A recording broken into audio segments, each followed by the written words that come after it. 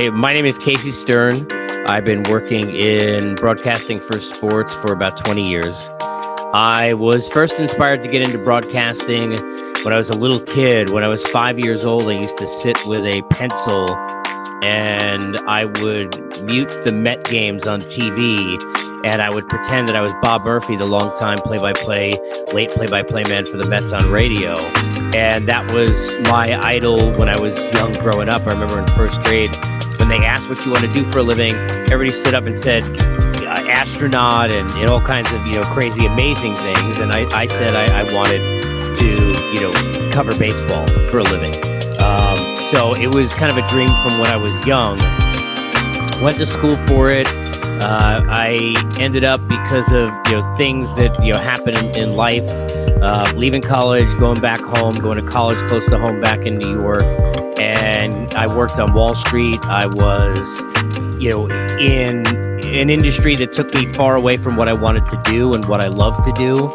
And I went out to LA for about 2 years, and while I was out there, I started to really regain that itch and realize that life isn't about money, it's about chasing your passion. And 99% of the world doesn't get to really say they enjoy their job, they just call it a job.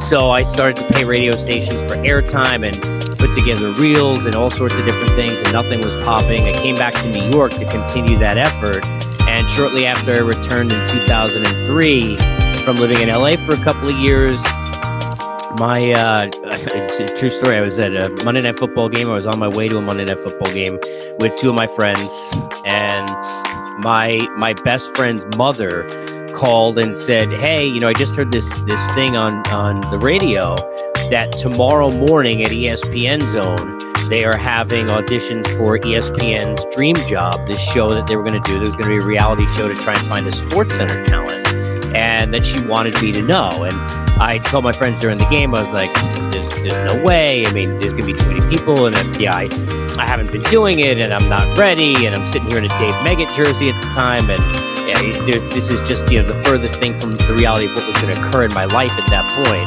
And my friends after the game, when we were driving back, I didn't drive. I was not aware of necessarily what was going on, but they apparently had this plan all night. So I realized that we're not driving to Long Island from New Jersey. We're going over the George Washington Bridge, and we're going into Manhattan.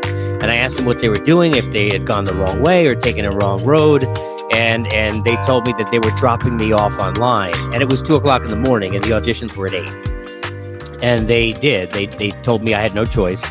And they dropped me off. I was the sixth person that ever was online for that show. I think it was the first audition they did was in New York City. And, fast forward, I made it from 10,000 people onto the show, finished in 5th, and shortly afterwards had an agent and a job at MLB.com, and the rest is history over the last 20 years. And that's how I got involved in broadcasting.